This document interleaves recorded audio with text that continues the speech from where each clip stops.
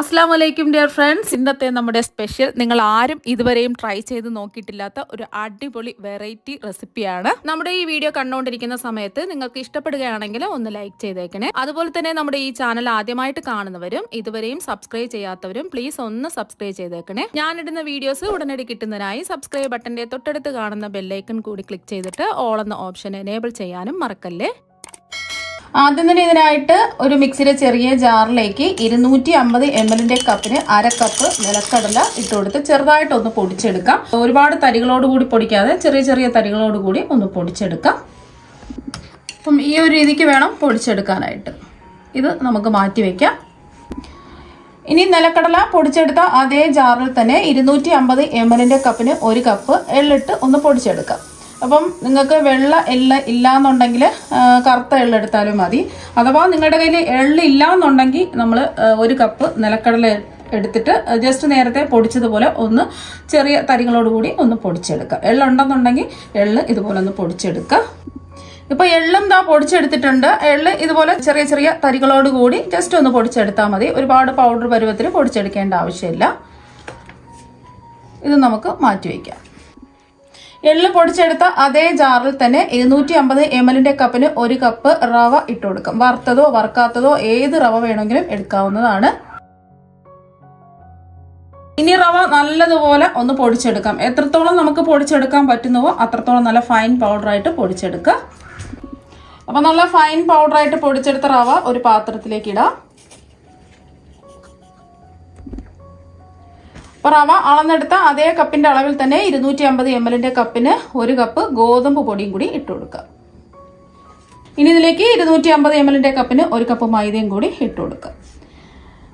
അപ്പൊ നിങ്ങൾക്ക് വേണമെന്നുണ്ടെങ്കിൽ 2 കപ്പ് മൈദ ചേർത്ത് കൊടുക്കാം. അല്ലാന്നുണ്ടെങ്കിൽ 2 കപ്പ് ഗോതമ്പ് പൊടി ചേർത്ത് കൊടുക്കാം. ഏതെങ്കിലും ഒന്ന് 2 കപ്പ് വീതം ചേർത്ത് കൊടുക്കാവുന്നതാണ്. അതുപോലെ തന്നെ 1 കപ്പ് മൈദയും 1 കപ്പ് ഗോതമ്പ് പൊടി അങ്ങനെ വേണമെങ്കിലും ചേർത്ത് കൊടുക്കാം.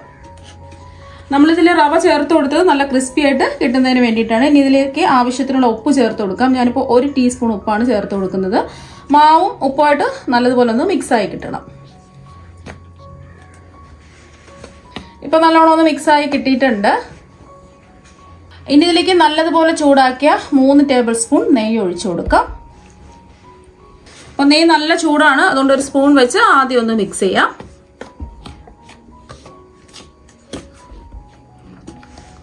ജസ്റ്റ് ഇതിന്റെ ചൂട് മാറിയതിനു ശേഷം കൈ വെച്ചിട്ട് നല്ലതുപോലെ ഒന്ന് മിക്സ് ചെയ്തെടുക്കാം.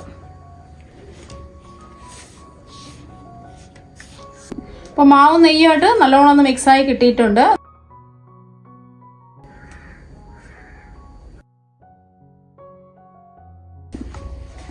അപ്പൊ നമുക്ക് ഇതുപോലെ മുറുക്കി പിടിക്കാൻ പറ്റിയില്ല എന്നുണ്ടെങ്കിൽ കുറച്ച് നെയ്യും കൂടെ ചൂടാക്കി ഒഴിച്ചെടുത്തിട്ട് നല്ലോണം ഒന്ന് മിക്സ് ചെയ്തെടുക്കാം. ഇനി ആവശ്യത്തിന് വെള്ളം കുറച്ചായിട്ട് ഒഴിച്ച് ഈ മാവൊന്ന് കുഴച്ച് എടുക്കാം. സാധാരണ പച്ചവെള്ളം തന്നെയാണ് എടുത്തിട്ടുള്ളത്. നമ്മൾ ചപ്പാത്തിക്കൊക്കെ കുഴച്ചെടുക്കുന്ന പോലെ നല്ല കട്ടിക്ക് കുഴച്ചെടുക്കുക. പക്ഷെ മാവ് നല്ല സോഫ്റ്റും ആയിരിക്കണം.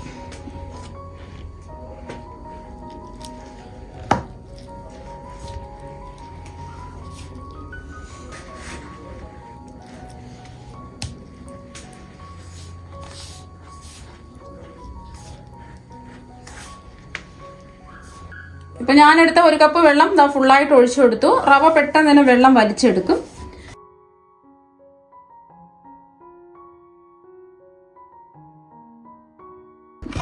ജസ്റ്റ് ഇതുപോലെ ഒന്ന് കുഴച്ചെടുത്തിട്ടുണ്ട്. അപ്പൊ നമുക്ക് റവയൊക്കെ ചേർത്തുകൊണ്ട് കുഴച്ചെടുക്കാൻ കുറച്ച് ബുദ്ധിമുട്ടാണ്. അതുകൊണ്ട് നമുക്ക് ഇടികല്ലുണ്ടല്ലോ, നമ്മൾ ഇഞ്ചി വെളുത്തുള്ളിയൊക്കെ ഇടിച്ചെടുക്കുന്ന ഇടികല്ല് വെച്ചിട്ട് ഇടിച്ചെടുക്കാം. ഒരു 3 മിനിറ്റെങ്കിലും ഇതുപോലെ ഒന്ന് ഇടിച്ച് സോഫ്റ്റ് ആക്കി എടുക്കുക. കൈവച്ച് കുഴക്കുകയാണെന്നുണ്ടെങ്കിൽ ഒരു 10-15 മിനിറ്റെങ്കിലും കുഴച്ചെടുക്കേണ്ടി വരും. ഒന്ന് നല്ലതുപോലെ ഇടിച്ചതിന് ശേഷം വീണ്ടും ഇതുപോലെ മറിച്ചിട്ട് ഇടിച്ചെടുക്കുക. കൈയൊന്ന് വേദനിച്ച് മാവ് കുഴച്ചെടുക്കാതെ സോഫ്റ്റ് ആയിട്ട് പെട്ടെന്ന് തന്നെ ഇതുപോലെ മാവ് റെഡിയാക്കി എടുക്കാൻ പറ്റും.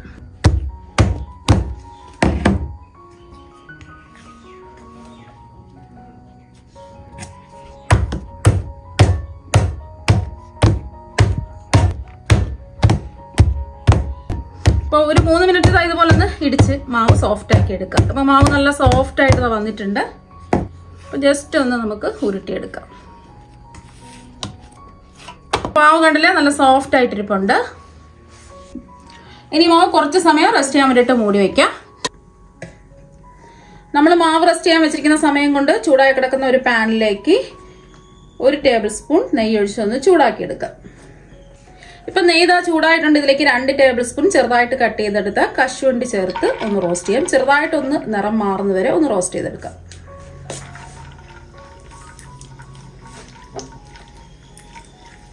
നിങ്ങൾക്ക് ഇഷ്ടമുള്ള നട്ട്സൊക്കെ ചേർത്ത് കൊടുക്കാവുന്നതാണ്.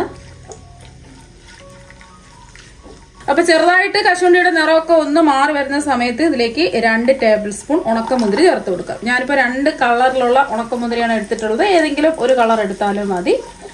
ഈ ഉണക്കമുന്തിരിയൊക്കെ ഒന്ന് വീർത്ത് വരട്ടെ. ഫ്ലെയിം കുറച്ച് വെച്ച് കൊടുക്കാം. ഇപ്പം ഉണക്കമുന്തിരിയൊക്കെ ഒന്ന് വീർത്ത് വന്നിട്ടുണ്ട്. ഈ ഒരു സമയം നെയ്യിൽ നിന്നതെല്ലാം കോരി മാറ്റാം. കശുവണ്ടി ഉണക്കമുന്തിരി നെയ്യിൽ നിന്ന് കോരി മാറ്റിയതിന് ശേഷം ബാക്കി വരുന്ന നെയ്യിലേക്ക് ചിരകിയെടുത്ത തേങ്ങ ഇട്ട് കൊടുക്കുക. ഞാനിപ്പോൾ 250 ml കപ്പിന് 3 കപ്പ് ചിരകിയ തേങ്ങയാണ് ഇട്ട് കൊടുക്കുന്നത്. അപ്പൊ ഇതുപോലെ പൊടിയായിട്ട് തേങ്ങ ചിരകി എടുക്കുകയാണെന്നുണ്ടെങ്കിൽ മിക്സിയുടെ ചെറിയ ജാറിലിട്ട് അടിക്കേണ്ട ആവശ്യമില്ല. കുറച്ച് വലിപ്പത്തിലാണ് നമ്മൾ തേങ്ങ ചിരകി എടുക്കുകയാണെന്നുണ്ടെങ്കിൽ മിക്സിയുടെ ചെറിയ ജാറിട്ട് ജസ്റ്റ് ഒന്ന് അടിച്ചിട്ടെടുക്കുക. അപ്പം 3 കപ്പ് ചിരകിയ തേങ്ങ ഇട്ട് കൊടുത്തിട്ടുണ്ട്. ഇനി തേങ്ങയുടെ നനവെല്ലാം മാറുന്നത് വരെ ഒന്ന് റോസ്റ്റ് ചെയ്തെടുക്കാം. ലോ ടു മീഡിയം ഫ്ലെയിം വെച്ചിട്ട് വേണം ഈ തേങ്ങ ഒന്ന് റോസ്റ്റ് ചെയ്തെടുക്കാനായിട്ട്.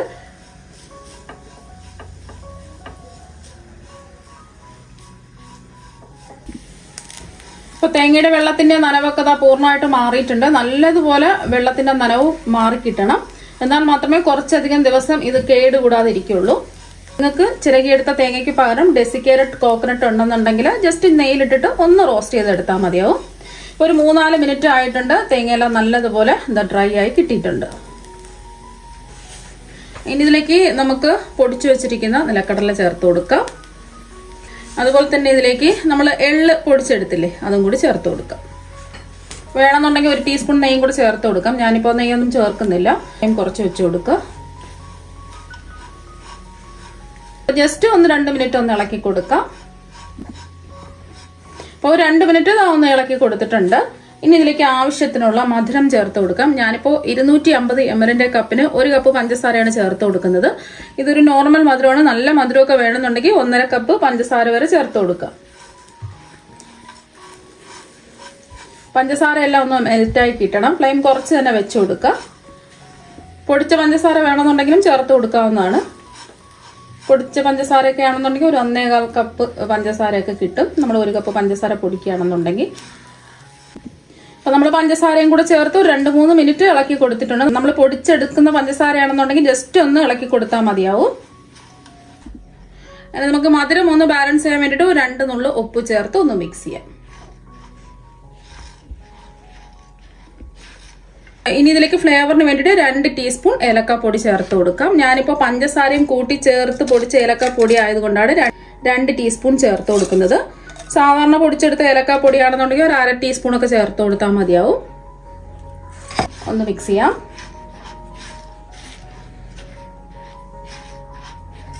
മിക്സ് ചെയ്ത് കൊടുത്തതിന് ശേഷം നമ്മൾ റോസ്റ്റ് ചെയ്ത് വെച്ചിരിക്കുന്ന ഉണക്കമുന്തിരിയും കശുവണ്ടിയും ചേർത്ത് കൊടുക്കാം. എല്ലാം കൂടിയിട്ട് ജസ്റ്റ് ഒന്ന് ഇളക്കി കൊടുക്കാം.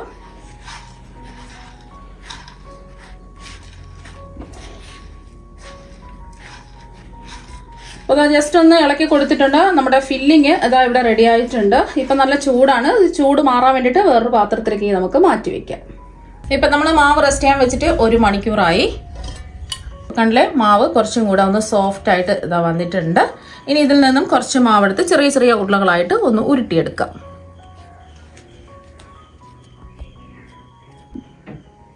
ഇതുപോലെ ചെറിയ ചെറിയ ഉരുളകളാക്കി ഉരുട്ടിയെടുക്കുക. ഒരു പൂരിയുടെ വലിപ്പത്തിലുള്ള മാവാണ് നമ്മൾ എടുത്തിട്ടുള്ളത്. നമ്മൾ ഉരുട്ടിയെടുത്ത മാവ് ഗോതമ്പ് പൊടിയിലോ അല്ലെങ്കിൽ മൈദയിലോ ഇട്ട് ഒന്ന് കോട്ട് ചെയ്തെടുക്കുക. ഇനി മാവൊന്ന് പരത്തിയെടുക്കാം. നമ്മൾ പൂരിക്കൊക്കെ പരത്തിയെടുക്കുന്നത് പോലെ പരത്തിയെടുത്താൽ മതി. ഇപ്പം ഒന്ന് പരത്തിയെടുത്തിട്ടുണ്ട്. പ്രത്യേകിച്ച് ഷേപ്പൊന്നും വേണ്ട, അങ്ങ് പരത്തിയെടുത്താൽ മതി. തീരെ കനം കുറച്ചല്ല പരത്തേണ്ടത്, കുറച്ച് കനത്തിന് പൂരിയൊക്കെ നമ്മൾ പരത്തിയെടുക്കില്ലേ ആ ഒരു കനത്തിൽ പരത്തിയെടുക്കുക, പൂരിക്കൊക്കെ പരത്തിയെടുക്കുന്നത് പോലെ. ഇനി അടുത്തതായിട്ട് നമുക്ക് വേണ്ടത് ഇതുപോലത്തെ ഒരു മോൾഡാണ്. ഇതുപോലത്തെ ഒരു മോൾഡ് ഉണ്ടെന്നുണ്ടെങ്കിൽ അതെടുക്കുക. ഇതിൻ്റെ ഉള്ളിൽ കുറച്ച് എണ്ണ ഒന്ന് ബ്രഷ് ചെയ്ത് കൊടുക്കാം. ആദ്യത്തെ ഒരു പ്രാവശ്യം എണ്ണ ഒന്ന് ബ്രഷ് ചെയ്ത് കൊടുത്താൽ മതി. ഇനി നമ്മൾ പരത്തിയെടുത്ത മാവ് ഇതിൻ്റെ ഉള്ളിലേക്ക് വെച്ച് കൊടുക്കാം.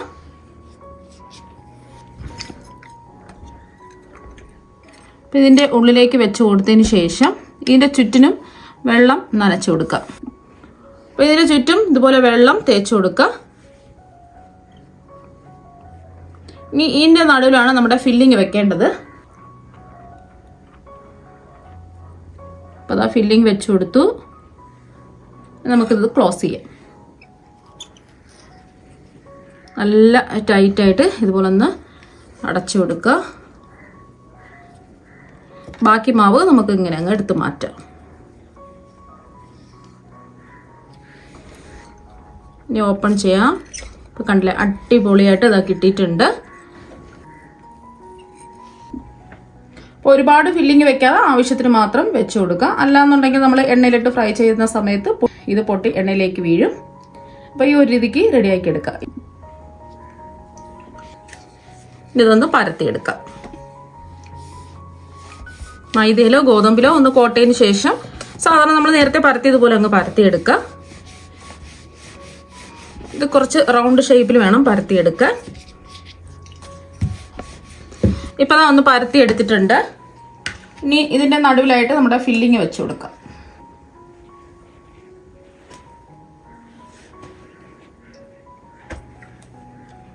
ഇതിൻ്റെ നടുവിലായിട്ട് വെച്ച് കൊടുത്ത് ഒന്ന് ചെറുതായിട്ടൊന്ന് പ്രസ് ചെയ്യാം. ഇതൊന്ന് മടക്കി കൊടുക്കാം.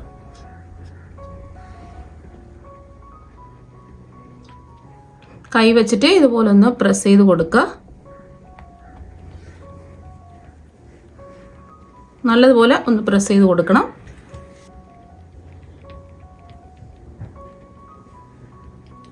ഇതുപോലെ ഒന്ന് പ്രസ് ചെയ്തതിന് ശേഷം ഇതുപോലെ ഫോർക്ക് വെച്ചിട്ട് ഒന്ന് ഡിസൈൻ ചെയ്ത് കൊടുക്കുക.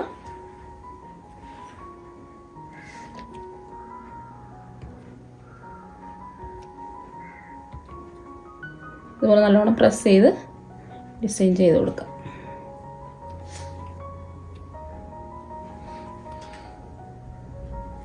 ഇനി ഒരു കത്തി ഉണ്ടോ അല്ലെങ്കിൽ പിസ്സ കട്ടർ വെച്ചിട്ടോ ഇതുപോലെ ഒന്ന് ബാക്കി ഭാഗം ഒന്ന് കട്ട് ചെയ്ത് മാറ്റാം.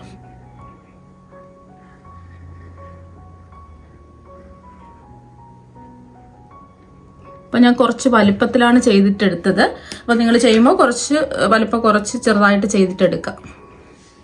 ഇപ്പോൾ കണ്ടില്ലേ, കാണാൻ തന്നെ അടിപൊളിയായിട്ട് ഇരിപ്പുണ്ട്.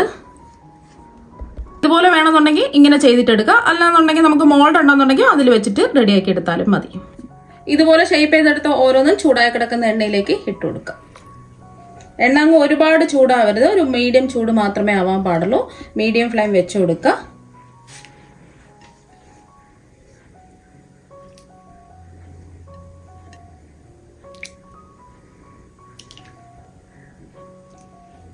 ഈ രണ്ട് വശവും നല്ലൊരു ഗോൾഡൻ നിറാവുന്നത് വരെ ഇതൊന്ന് തിരിച്ചു മറിച്ചു വിട്ട് ഫ്രൈ ചെയ്തെടുക്കാം. എന്നാൽ അങ്ങ് ഒരുപാട് ചൂടായതിനു ശേഷം ഇട്ട് കൊടുക്കരുത്, എന്നാൽ പെട്ടെന്ന് ഇത് കരിഞ്ഞ് ബ്രൗൺ കളറായി പോകും. അതുകൊണ്ട് ഒരു മീഡിയം ചൂടാവുമ്പോൾ ഇതിലേക്ക് ഇട്ട് കൊടുത്ത് ഒരു ഗോൾഡൻ നിറാവുന്നത് വരെ തിരിച്ചു മറിച്ചു വിട്ട് ഫ്രൈ ചെയ്തെടുക്കാം. ഒരു വശം ഒരു ഗോൾഡൻ നിറാവുമ്പോൾ തിരിച്ചിട്ട് കൊടുക്കാം.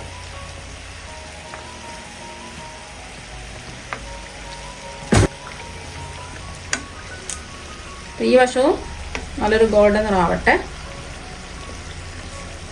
ഇപ്പൊ രണ്ട് വശവും നല്ലൊരു ഗോൾഡൻ നിറായിട്ടുണ്ട്. എണ്ണയിൽ നിന്ന് കോരി മാറ്റാം.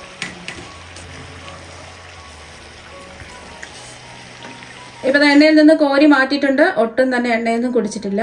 ബാക്കിയുള്ളതും ഇതുപോലെ തന്നെ നമുക്ക് ഫ്രൈ ചെയ്തെടുക്കാം. ഇപ്പൊ എല്ലാം ഒന്ന് ഫ്രൈ ചെയ്തെടുത്തിട്ടുണ്ട്. പുറത്ത് കണ്ടില്ലേ നല്ല ക്രിസ്പി ആയിട്ട് ഇരിപ്പുണ്ട്. ഉള്ളില് നല്ല അടിപൊളി ടേസ്റ്റുള്ള ഫില്ലിംഗ് ആണ്. ഇത് ഒരു മാസം വരെ നമുക്ക് സ്റ്റോർ ചെയ്ത് സൂക്ഷിച്ച് വെക്കാൻ പറ്റും. അപ്പം നിങ്ങൾ എല്ലാവരും ഇതുപോലെ ഒരു പ്രാവശ്യം ഒന്ന് ട്രൈ ചെയ്ത് നോക്കുക. തീർച്ചയായും നിങ്ങൾക്ക് എല്ലാവർക്കും ഒരുപാട് ഇഷ്ടമാകും. അപ്പോൾ നമുക്ക് മറ്റൊരു വെറൈറ്റി വീഡിയോ വീണ്ടും കാണാം. താങ്ക്